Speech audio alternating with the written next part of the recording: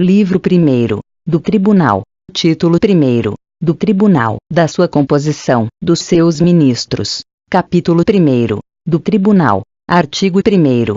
O Tribunal Superior do Trabalho, órgão de cúpula da Justiça do Trabalho, com sede na capital da República, tem jurisdição em todo o território nacional.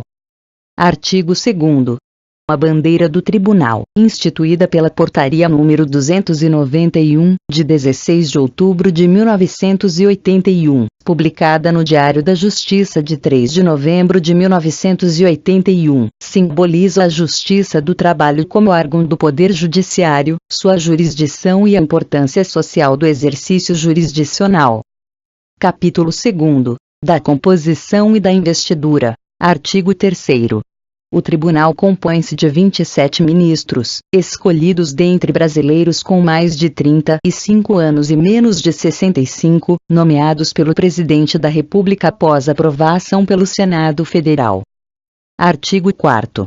Para preenchimento de vaga de ministro, destinada aos juízes da carreira da magistratura do trabalho, o presidente do tribunal convocará o pleno para, pelo voto secreto e em escrutínios sucessivos, escolher, dentre os juízes da carreira, integrantes dos tribunais regionais do trabalho, os nomes para a formação da lista tríplice a ser encaminhada ao presidente da República. Parágrafo 1º. Na hipótese de haver mais de uma vaga a ser preenchida, a lista conterá o número de magistrados igual ao das vagas mais 2. Parágrafo 2º. Na votação para a escolha dos nomes dos juízes que integrarão a lista, serão observados os seguintes critérios.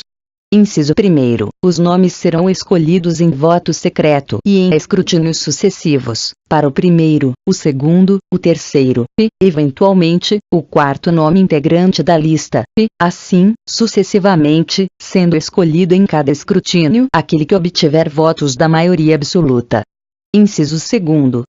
A maioria absoluta necessária para a escolha do nome é metade mais um do número de ministros que compõem a Corte no momento da votação. Inciso 3º.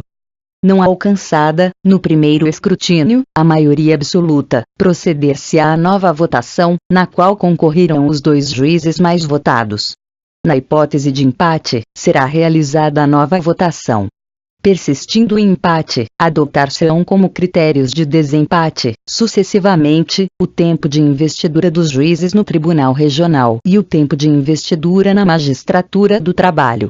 Se houver empate entre 2 juízes que tenham obtido, individualmente, número de votos inferior ao alcançado por outro juiz, far-se-á, primeiramente, a votação para o desempate, e, a seguir, para a escolha do nome que integrará a lista. Inciso 4º. Escolhido um nome, fica excluído dos escrutínios subsequentes juiz da mesma região. Artigo 5º. O presidente do tribunal, ocorrendo vaga destinada a membro do Ministério Público do Trabalho e advogado militante, dará imediata ciência à Procuradoria-Geral do Trabalho e ao Conselho Federal da Ordem dos Advogados do Brasil, respectivamente, para a formação e encaminhamento de lista sextupla ao tribunal, que escolherá, dentre os nomes que a compõem, os que integrarão a lista tríplice a ser encaminhada ao presidente da República. Artigo 6º. O Tribunal Pleno, para o preenchimento das vagas aludidas no artigo anterior, pelo voto secreto da maioria absoluta de seus membros, escolherá, em escrutínios secretos e sucessivos, os nomes que integrarão a lista tríplice a ser encaminhada ao Presidente da República. Parágrafo 1º. Na hipótese de haver mais de uma vaga a ser preenchida por membro do Ministério Público ou por advogado, será formada uma lista tríplice para cada uma das listas sextuplas encaminhadas. Parágrafo 2º. Se para as vagas o tribunal receber lista única dos indicados a mais de uma vaga, formará uma só lista com um número de candidatos igual ao das vagas mais 2.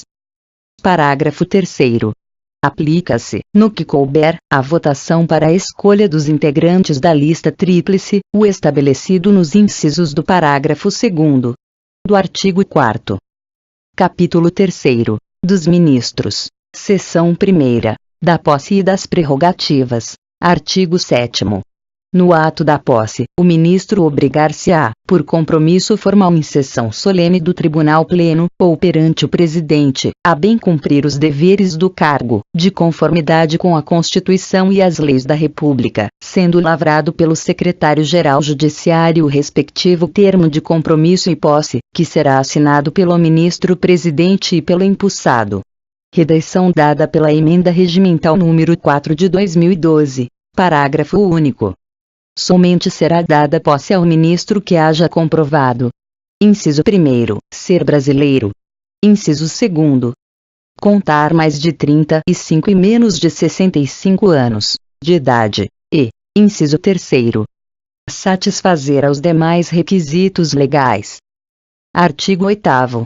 No período correspondente às férias coletivas ou ao recesso judiciário, o presidente do tribunal poderá dar posse ao ministro nomeado, devendo o ato ser ratificado pelo Pleno. Artigo 9º. A antiguidade dos ministros, para efeitos legais e regimentais, é regulada: inciso 1º, pela posse; inciso 2º, pela nomeação; inciso 3º, pelo tempo de investidura na magistratura da Justiça do Trabalho; inciso 4º, pelo tempo de serviço público federal; e, inciso 5º, pela idade, quando houver empate pelos demais critérios. Artigo 10. Os ministros do tribunal receberão tratamento de excelência e usarão nas sessões as vestes correspondentes ao modelo aprovado. Parágrafo único. Após a concessão da aposentadoria, os ministros conservarão o título e as honras correspondentes ao cargo, salvo no exercício de atividade profissional. Seção 2ª. Das férias, das licenças, das substituições e das convocações. Artigo 11. Os ministros gozarão férias nos meses de janeiro e julho, na forma da lei. Parágrafo único. Os ministros informarão na presidência seu endereço, para eventual convocação durante as férias e feriados. Artigo 12. O presidente, o vice-presidente e o corregedor-geral da Justiça do Trabalho, se a necessidade do serviço judiciário lhes exigir a contínua presença no tribunal, poderão acumular férias para fruição oportuna, facultado o fracionamento dos períodos. Parágrafo único. A acumulação de férias somente ocorrerá mediante prévia autorização do órgão especial e deverá ser registrada nos assentamentos funcionais do ministro, para que lhe seja reconhecido o direito de posterior fruição. Artigo 13. A licença é requerida pelo ministro com a indicação do prazo e do dia do início. Parágrafo 1º. Salvo contraindicação médica, o ministro licenciado poderá proferir decisões em processos de que, antes da licença, haja pedido vista, ou que tenham recebido seu visto como relator ou revisor. Parágrafo 2º. O ministro licenciado pode reassumir o cargo, entendendo-se que desistiu do restante do prazo, mediante prévia comunicação formal ao presidente do tribunal. Parágrafo 3º. Se a licença for para tratamento da própria saúde, o ministro somente poderá reassumir o cargo, antes do término do prazo, se não houver contraindicação médica. Artigo 14. A critério do órgão especial, poderá ser concedido afastamento ao ministro, sem prejuízo de seus direitos, vencimentos e vantagens para: inciso 1º, frequência a cursos ou seminários de aperfeiçoamento e estudos, pelo prazo máximo de 2 anos, e, inciso 2º, realização de missão ou serviços relevantes à administração da Justiça. Artigo 15. Nas ausências ou impedimentos eventuais ou temporários, a substituição no tribunal far-se-á da seguinte maneira: inciso 1º, o presidente do tribunal, pelo vice-presidente, seguindo-se, na ausência de ambos, o corregedor-geral da Justiça do Trabalho e os ministros, em ordem decrescente de antiguidade. Inciso 2º, o vice-presidente, pelo presidente, ou, na ausência desse, pelo corregedor-geral da Justiça do Trabalho, e, em sequência, pelos ministros, em ordem decrescente de antiguidade.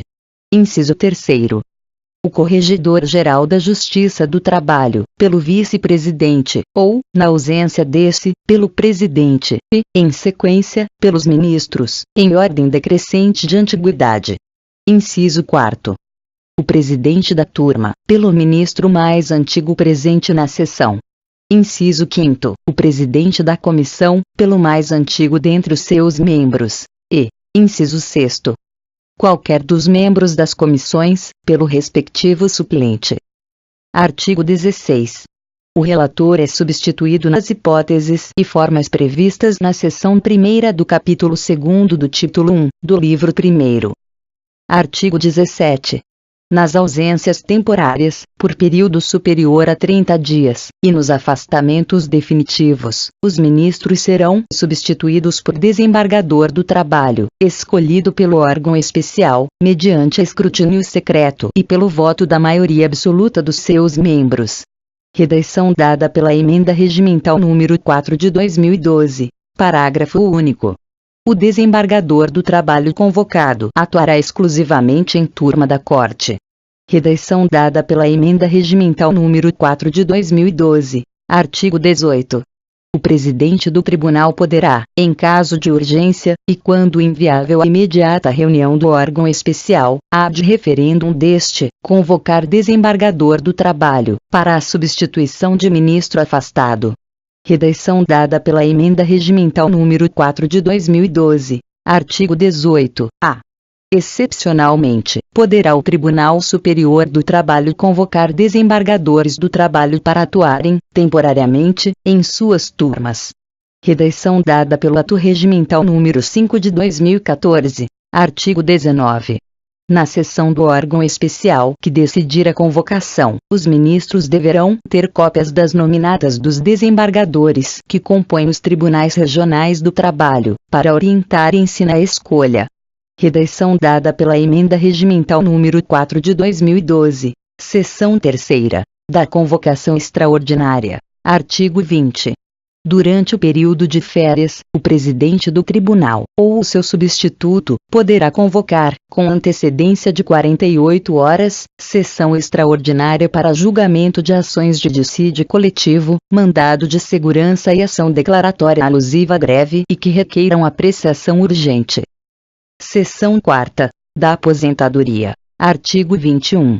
O processo administrativo de aposentadoria compulsória de ministro da Corte deverá ser iniciado 30 dias antes que esse complete os 70 anos, para que a publicação possa se dar na data da jubilação. Artigo 22. Na aposentadoria por invalidez, o processo respectivo terá início.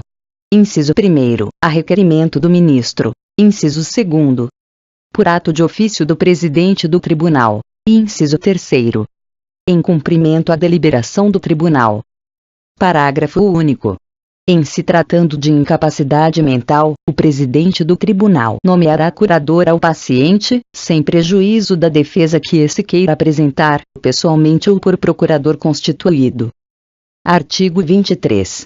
O paciente, na hipótese do parágrafo único do artigo anterior, deverá ser afastado imediatamente do exercício do cargo, até decisão final, devendo ficar concluído o processo no prazo de 60 dias, justificadas as faltas do ministro no referido período. Artigo 24.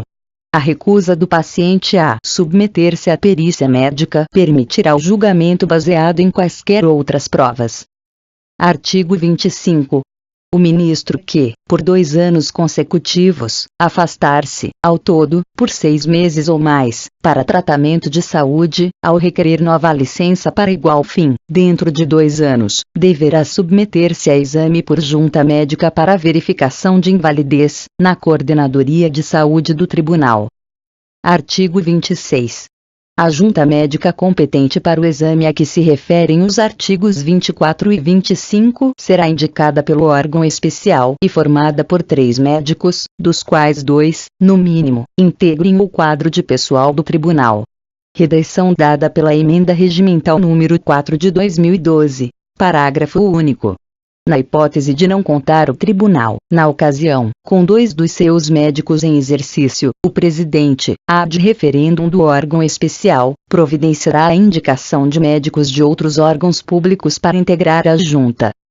Artigo 27. Concluindo, o órgão especial, pela incapacidade do magistrado, o presidente do tribunal comunicará imediatamente a decisão ao Poder Executivo, para os devidos fins. Seção 5ª. Da disponibilidade e da aposentadoria por interesse público. Artigo 28. O Tribunal Pleno poderá determinar, por motivo de interesse público, em escrutínio secreto e pelo voto da maioria absoluta dos seus membros, a disponibilidade ou a aposentadoria de ministro do Tribunal, assegurada ampla defesa. Parágrafo único.